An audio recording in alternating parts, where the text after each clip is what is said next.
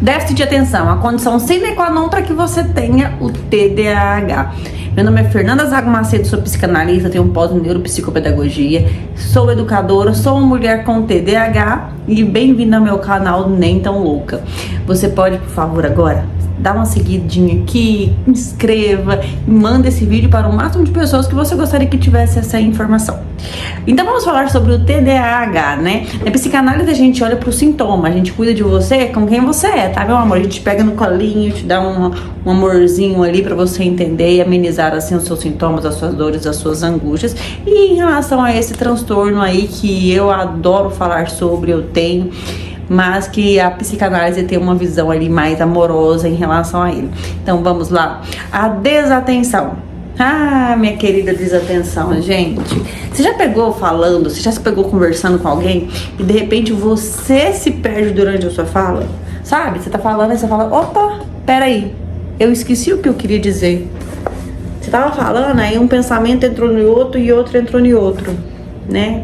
E quando alguém, não sei se isso acontece com você, tem um papo chato do caramba, e aí você começa, você tá assim, beleza, e a sua mente já tá pensando na roupa que você vai usar amanhã cedo pra comer pipoca. Ou então tá olhando o quadro e pensando quem pintou aquele quadro. Porque a sua mente já divagou, né? Sua mente já foi pra visitar outros lugares porque aquele assunto não tá tão interessante. Quem nunca, né? Quem nunca precisou falar assim, repete aí o que você disse, mesmo estando presente e olhando cara a cara. Eu lembro que quando eu assistia a aula, eu tinha que estar escrevendo. Até hoje, viu? Quando eu faço reunião, eu tenho que estar rabiscando alguma coisa. Porque se eu ficar olhando, se for uma reunião obrigatória, né? Se eu estiver olhando direto pra cara da pessoa, você pode ter certeza que eu tô prestando atenção em tudo, menos naquela pessoa naquele momento. Então, para eu estar prestando atenção, eu tenho que ficar anotando. E aí, gente, o meu sintoma aumentou quando eu tive o Mateus. Quando eu fiquei grávida do Mateus. Gente, olha, as sessões, eu tenho hiperfoco em sessão de análise, né? Quando o meu paciente fala, meu hiperfoco, assim, surreal. Eu não tava dando conta de ter tanto hiperfoco, né? Porque já aumenta a desatenção em grávidas em geral. Imagina uma grávida que já tem problema com a atenção. Aí eu fazia anotação de tudo. Peraí, não, porque eu vou ter que anotar aqui, porque eu sei que eu vou precisar disso mais à frente. Então hoje eu quero falar sobre a característica, que ela é a característica condicional para que você seja diagnosticado com o TDAH, ou para que você entenda que você é uma pessoa que lá no CIDzinho, lá no DSM-5, perdão, que lá o DSM-5 te enquadra como transtorno de déficit de atenção, com ou sem hiperatividade. Tá bom? Essa desatenção, gente, essa instabilidade, essa alteração, ela acontece principalmente nos momentos em que a gente é obrigado a fazer algo. Por exemplo, eu pra gravar esse vídeo, eu adoro, eu tenho paixão, me dá uma vontade. Mas se eu colocar isso como uma obrigação, possivelmente daqui a um tempo eu vai perder um pouquinho o meu gosto por isso. Aqui é como se fosse um lugar onde eu tô repassando o que eu sei e ajudando outras pessoas com o coração mesmo, sabe? Não é, esse aqui não é minha profissão, não é a minha obrigação. Pra mim, na minha cabeça, é assim, no dia que se tornar, ou eu vou ter que colocar dentro de uma rotina para que seja um hábito, ou eu vou entender que daqui a um tempo eu abandono isso. Olha pra você ver que complicado. Então, aquilo que é obrigatório, a gente muitas das vezes vai ter resistência do cérebro hiperfocar naquilo, né? Então, a gente vai estar sempre sambando entre a desatenção e o hiperfoco, desatenção e hiperfoco. E você já tentou sair do hiperfoco alguma vez? Sabe quando você tá lendo um livro ali, ou quem gosta de jogar tá jogando, ou fazendo algo que seu cérebro tá lá dentro e alguém te chama e te tira daquilo, dá uma raivinha, né? Pois é, a gente fica sambando entre esses dois fatores, entre o hiperfoco e entre a desatenção.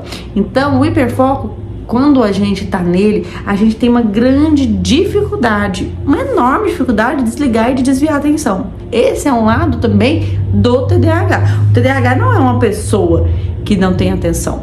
E a nossa desatenção, ela vem pelo quê, Fê? Pelos nossos excessos de pensamento. A gente pensa muito, a gente tem um cérebro aí cheio de energia. Então, é uma tempestade, literalmente, de muitos pensamentos que vai gerando essa desatenção, né? Então, nós que somos adultos e crianças, a gente em dificuldades de tarefas obrigatórias, de focar naquele único assunto, e o cérebro ali, ó, tá que produz informação necessária para que a gente viva num eterno mundo de Bob. Para algumas pessoas, com o passar do tempo, essa característica da desatenção gera-se irritabilidade. Até porque, muitas das vezes, isso vai atrapalhando a nossa vida. Atrapalha como, Fê? Se eu fico pensando em várias coisas ao mesmo tempo, eu me sinto um cansaço. Já ouviu falar em cansaço da alma? Nossa, gente, hoje minha alma tá cansada. Que é, inclusive, um dos fatores que muito diagnóstico de TDAH se confunde com o do bipolar, porque o bipolar ele tem a fase de mania e a fase depressiva, né? E o TDAH, ele trabalha, ele faz tudo até a exaustão.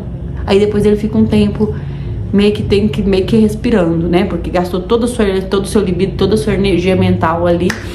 E a gente gasta muito mais. A gente gasta muito mais do que alguém que não tenha esse diagnóstico. Por quê? Porque a nossa mente produz muita coisa, nossa mente faz muita coisa ao mesmo tempo. Então a gente tende a cansar mais rápido mesmo porque tá funcionando mais. É mais ou menos como se você tivesse uma geladeira velha, que ela gasta muito mais energia do que uma geladeira nova, entendeu? Para poder fazer às vezes o mesmo serviço. Mas naquele serviço que a gente é super interessado, a gente gasta metade do tempo. Com certeza, eu fui uma dessas alunas que quando eu pegava para resolver as questões, eu resolvia de uma forma muito mais rápido, né? Principalmente em alguns casos, quando a pessoa está sob pressão. Se ela estiver sob pressão, muitos aceleram. Tem gente que tem um TDAH que eles é viciado nos últimos minutos do jogo, né? Para ele poder dar resultado. Mas fora isso, a gente cansa. Minha mãe me deu um exemplo muito bacana esses dias, falando sobre mim. Ela falou assim: a Fernanda pensa em tanta coisa, que quando ela já vai fazer, ela já tá cansada. E é isso, dentro de casa, as obrigações do lar, como não é algo que me gera tesão, né? Eu gosto de estudo, eu gosto de atender, eu gosto de administração, eu gosto de empreendedorismo, eu gosto de terapia, e não é algo disso, é cuidar de casa. Eu penso em tanta coisa que eu tenho que fazer, meu cérebro vai olhando assim, meu olhar vai absorvendo todo aquele ambiente assim, e eu já vou ficando, perdidinha e cansada. Nem levanto do sofá pra fazer, porque eu vi tanta coisa, tem tanta coisa pra fazer, meu cérebro me deu tanta ordem que eu nem levanto. Como que eu teria que estar resolvendo isso? Fazendo a listinha e fazendo de um por um. Ó, cérebro, pensa só nessa primeira tarefa primeiro. Ó, cérebro, pensa só nessa segunda tarefa primeiro. Ó, cérebro, pensa nessa terceira. E foi legal que minha mãe falou isso, e ela falou: desde criança, Fernanda é assim. E eu sou muito parecida com a Fernanda. É porque minha mãe tem TDAH, né, gente? Ela só não é diagnosticada. Então, às vezes o cérebro da gente vai falando tanta coisa, e se é uma coisa que não é do nosso interesse, que eu tenho impulsividade para atividade. Já deu pra notar com essa mãozinha que não, que eu converso com elas, né? E se a gente não toma cuidado, a gente tá ali, tá lá fazendo antes de pensar. Eu tenho esse imediatismo também, com as coisas que eu quero. Por exemplo, eu pensei, cara, vou gravar e vou gravar numa ordem. Aí eu pego um livro pra me dar a ordem, porque eu já estudei pra caramba, eu estudei desde os 16 anos sobre TDAH, né? E aí eu peguei pra me dar uma ordem, falei, vou fazer. E eu faço agora, e eu já vou editar, eu já vou lançar no YouTube, e já vou colocar no Instagram. Mas as coisas que não tem interesse, gente, fica só naquele planejamento mental, fica no melhor lugar do mundo, que nunca dá errado, que é na mente, porque ou coisa boa é pra gente planejar e não colocar. E aí vem a tal da procrastinação, que eu coloquei, idealizei e não ajo. Aí a procrastinação, gente, eu gosto de falar sempre, eu vou fazer um capítulo só sobre procrastinação pra vocês, um vídeo, porque a procrastinação é muito interessante, que ela é o resultado. Ela é a consequência de algo, ela não é o motivo, ela é a consequência. Por exemplo, eu tô procrastinando lavar as vasilhas. Porque meu cérebro já falou que tanta coisa que eu tenho que fazer, que eu prefiro fazer outras coisas do que ir lá lavar aquela vasilha. Porque se eu pegar aquela vasilha, vai ser tanto mais coisas que eu tenho que fazer. E aí eu já penso nos momentos angustiantes que eu vou estar fazendo ao lavar a vasilha. O que eu tô perdendo? Enfim, quando eu dava mentoria educacional, inclusive eu ainda dou para algumas pessoas, eu lembro que eu estava acompanhando um aluno no TCC dele. E aí, a gente descobriu juntos que ele procrastinava o término do TCC porque ele ia sair do status universitário para desempregado. Então, quanto mais tempo ele enrolava, o cérebro dele, o inconsciente dele já estava entendendo isso. A gente conseguiu, junto na mentoria, entender que era assim, essa era a fuga dele. Então, ele procrastinava. Ele já não era muito fã daquele assunto, um TDAH e ainda uma fuga, planejamento perfeito para sempre viver com o status de universitário e não com o status de desempregado.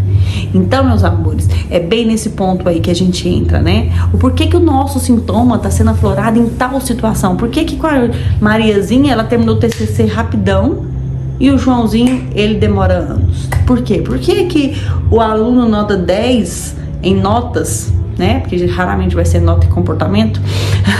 Ele tem TDAH e o aluno nota 0 também tem TDAH e é esperto em outras coisas. Aí a gente vai falar sobre o ser humano, sobre sua história, sobre a vivência, sobre o que foge, o que não foge, sobre as suas emoções. E é aí que a titia psicanalista entra, né? Muito além do que mudar o hábito, é você entender o porquê que isso acontece com você. Ok, meus amores? Um beijo grande e fiquem com Deus.